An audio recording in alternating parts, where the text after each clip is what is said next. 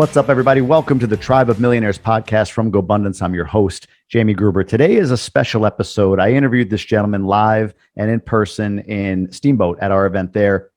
He was one of the keynote speakers. He's the author of a book called Redneck Resilience. I mean, his story, when you get into it and to provide some context, is one of multiple events in his life that he had to overcome, starting at a young age with his tongue being chopped off and having to, without anesthesia, without any help whatsoever, be held down not once, not twice, but 3 times to have his tongue reattached in his mouth. Goes back a little ways. Incredible story, but gross story, but I mean, an amazing story nonetheless. Fast forward to lots of resilience in his career, financially. At one point, his wife having cancer, and upon learning that, he learned he himself had cancer. I mean, the story goes on and on. Wait till you hear all about what this gentleman has been through. His name is James Webb, and I'm going to give him a proper read into his bio, and then we'll go right into the episode. So James' storied career started as a radiologic technologist in his home state of Mississippi. After moving to Dallas in 1983, he began working as the director of radiology at a local hospital, and for the next 13 years, worked on the executive team for various medical imaging companies. In 96, he started his first of several companies and became a key leader in the industry. After more than 40 years in the medical field, he turned his focus to the fitness sector, becoming one of the largest Orange Theory franchises in the country. James owned and oversaw the management of 33 Orange Theory fitness franchises throughout North Texas. And his most recent endeavor includes an agreement to develop and open at least 18 Be Balanced centers throughout Austin, Dallas, Fort Worth, and Houston. That part of his story also very significant.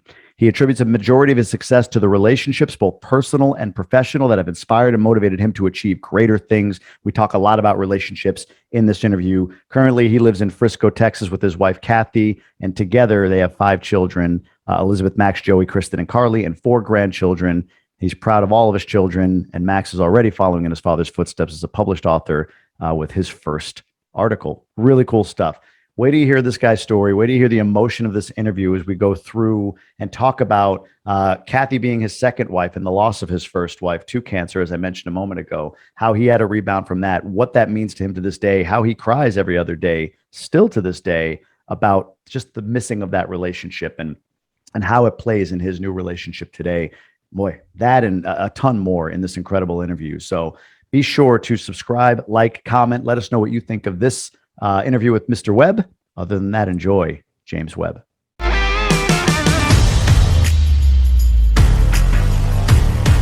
James, welcome. Welcome, Jamie. Thank you. Absolutely. You credit a lot of your success to relationships, both personal and professional. If we could start on the professional side, how do you create and cultivate good relationships that last on the professional side of things? Yeah, I'm a fan of true honesty, of putting it out there and letting people know, hey, here's my position on something. This is where I stand. Where do you stand? Let's get together on the same page.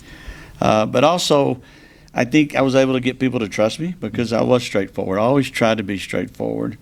And it kind of helped in my career, developing close relationships with the coworkers, which led to relationships with managers. I was always a big believer in having a personal relationship with my boss, my managers. I always push for that. Go to their house, have a picnic, whatever we could do to develop that personal relationship. But it was genuine for me.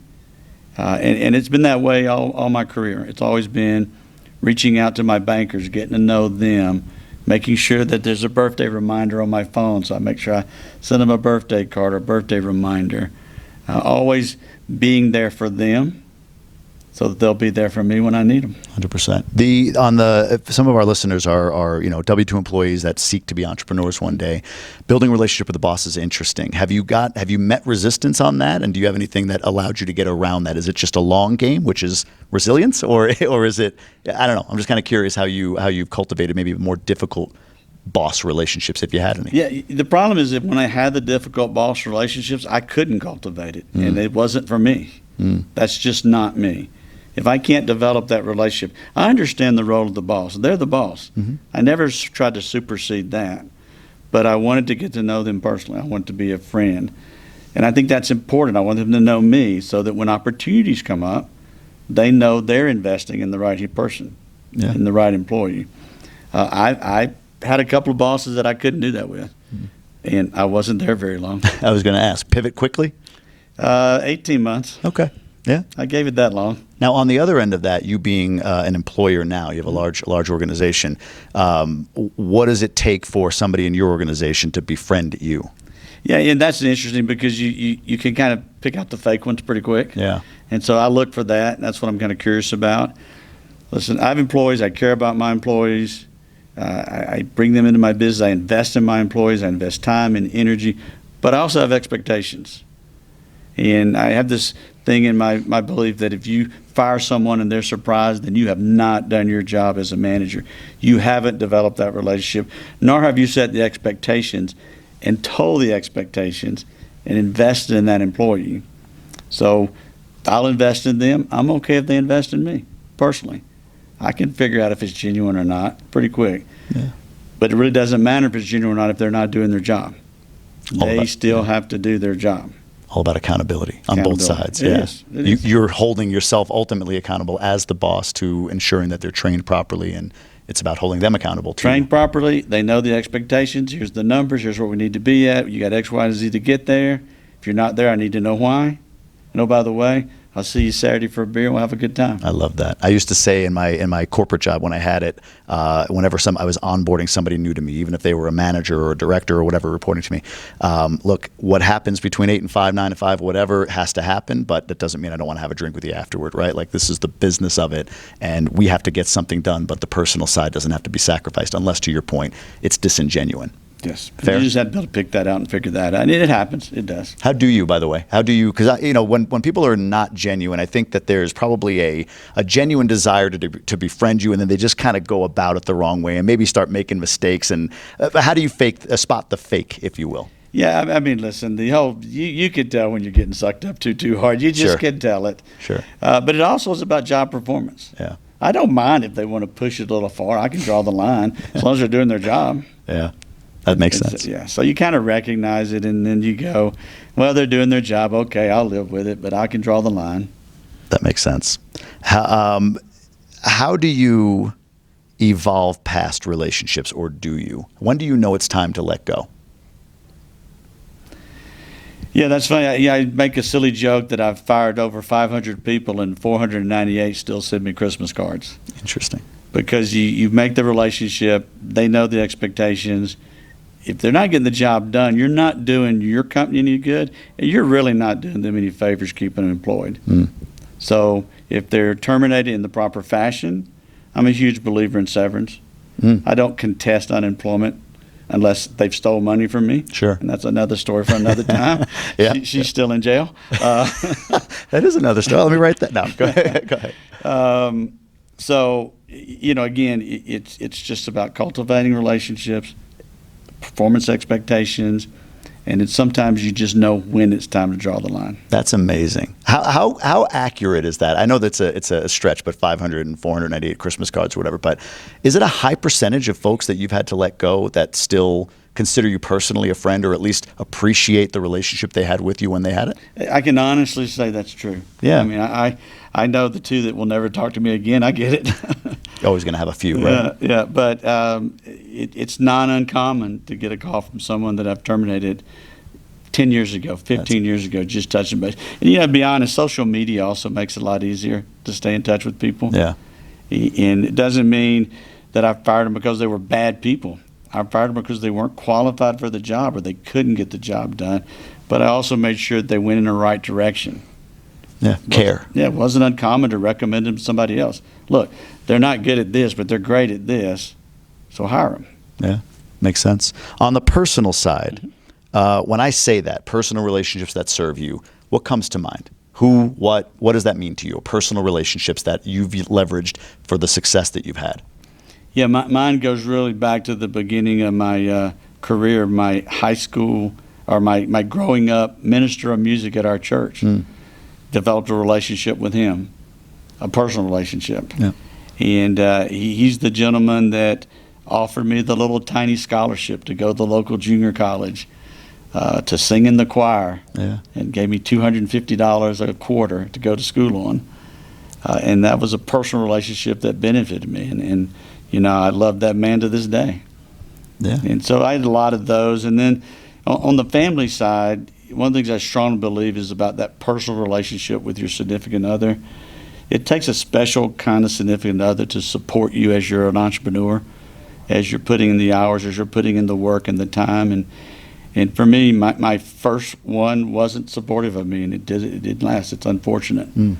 My second wife, she got it, and we had a great relationship, and she was very supportive of my work ethic and what I had to do to get us to where we needed to be as a family.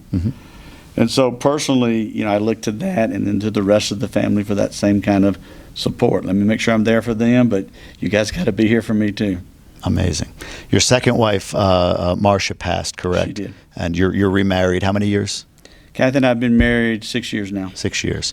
I was curious to ask you this, and pardon me if I'm going too deep on this, but I wonder about that. I'm with the woman. I'm married, for instance. I know a lot of guys that listen to this podcast are married to the person they believe is their true soulmate. And I'm sure with Marcia, it sounds like you two connected on that level, right? Like there's somebody very close. I can't imagine going through watching somebody that you love that much pass.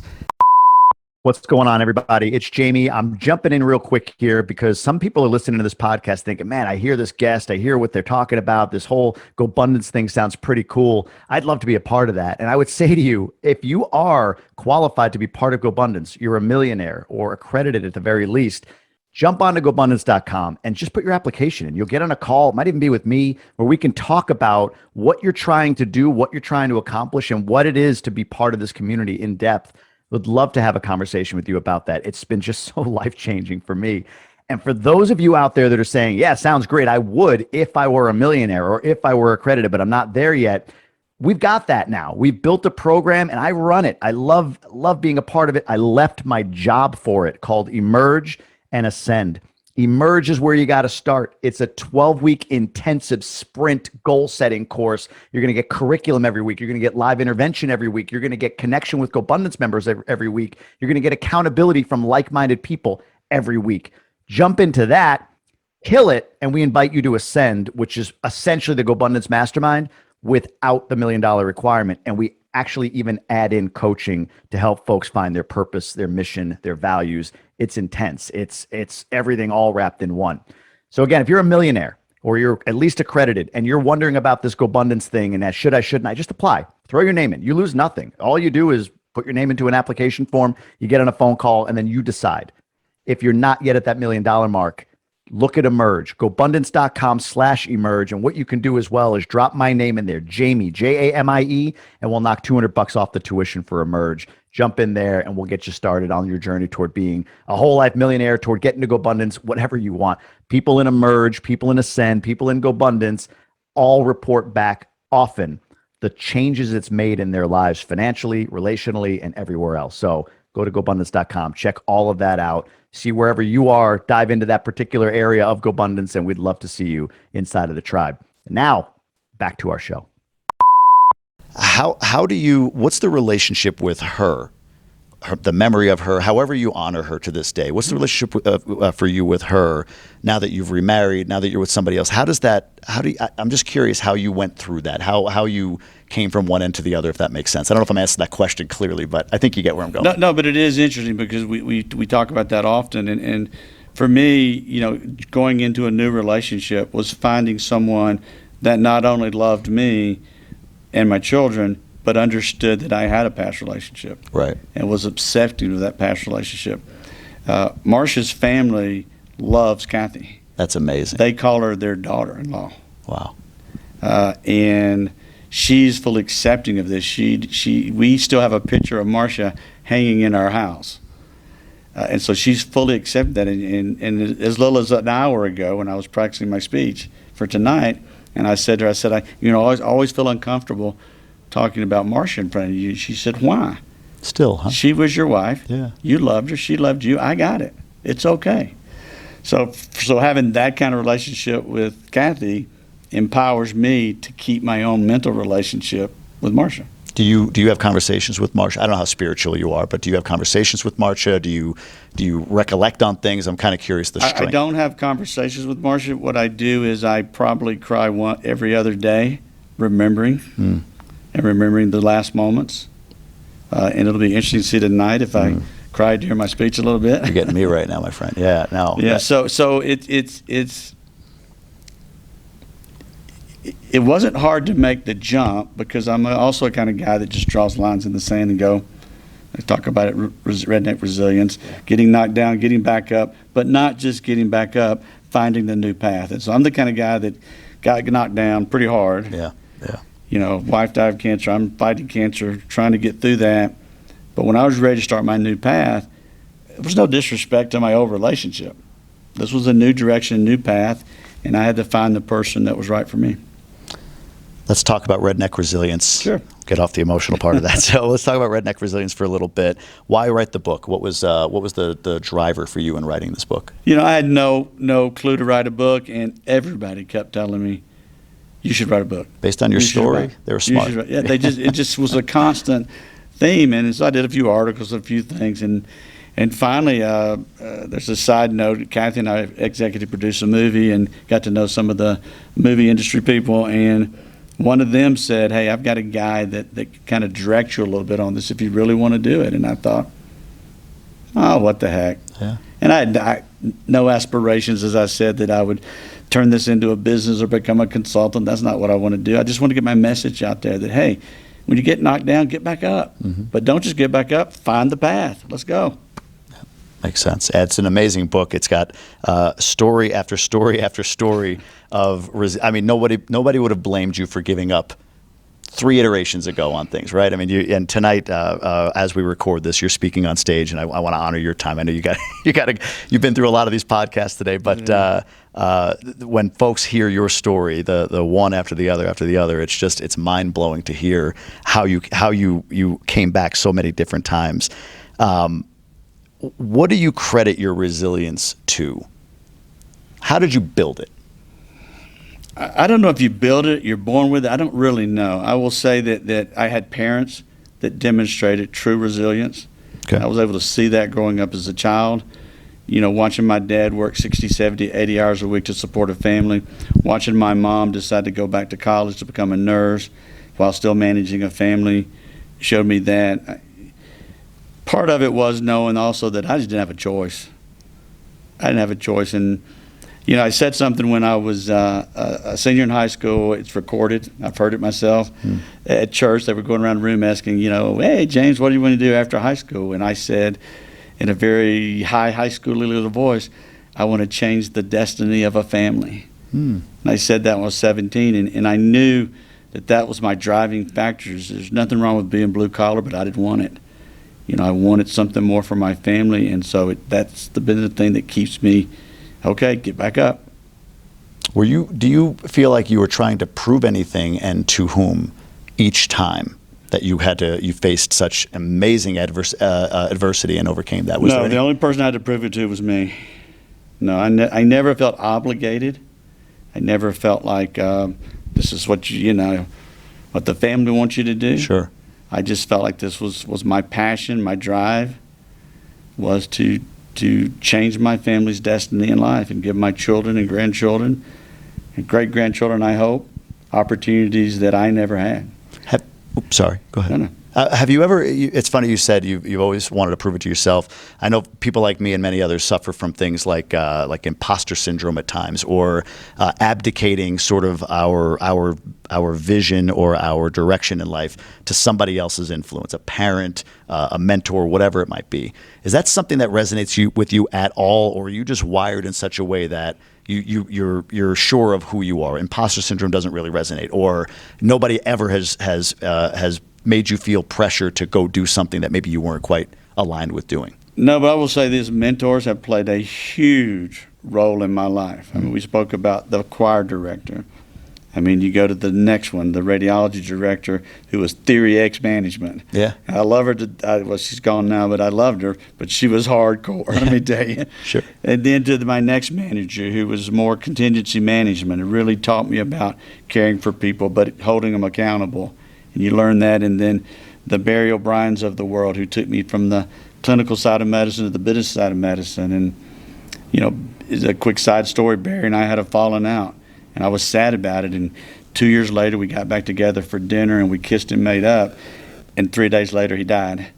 And I was always thankful that I had a chance to get to one of my mentors that meant so much to me and make up and go forward. And so when I look back on that, I have really fond memories of Barry, and the bad stuff has gone away. Good for you. So I had that my whole life, is people not necessarily providing me, resources, but just providing direction, guidance, support.